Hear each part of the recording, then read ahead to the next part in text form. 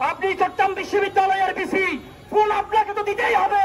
আমরা বক্তৃতার সুরে কথা বলতে চাই না, আমরা টু দ্য পয়েন্ট কিছু প্রশ্ন আমরা এই সরকারকে জিজ্ঞেস করতে চাই।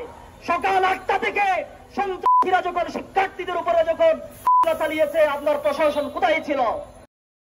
আমি আইন শৃঙ্খলা বাহিনীর স্টেটমেন্ট দেখেছি।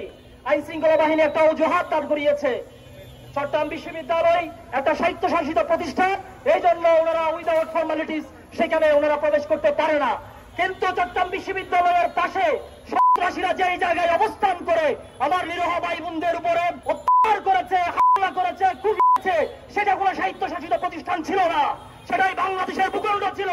সুতরাং লো পয়েন্টে যদি কথা বলি, আইন শৃঙ্খলা বাহিনী চূড়ান্তভাবে ব্যর্থ হয়েছে আমার ভাইদেরকে নিরাপত্তা দিতে। হাটাজারি থানার উচিত ছিল এই সন্ত্রাসীদেরকে অভিযানের মাধ্যমে তাৎক্ষণিকভাবে থামাতে, সেটাও তারা করতে ব্যর্থ হয়েছে।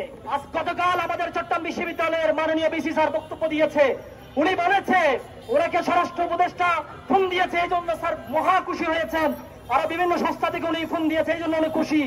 আপনি চট্টগ্রাম বিশ্ববিদ্যালয়ের বিসি, ফুল আপনাকে তো দিতেই হবে। এটা তো ফুল পাওয়াটা আপনার কোনো করুণা ছিল না, আপনার স্বরাষ্ট্র উপদেষ্টাকে জিজ্ঞেস করা দরকার ছিল। আবার শিক্ষার্থীরা যখন 2 ঘন্টা ব্যাপী 4 ঘন্টা ব্যাপী যখন এভাবে অত্যাচারিত হচ্ছিল, সাগর যখন বয়ে হচ্ছিল, আপনার ফোর্স তখন কোথায় ছিল?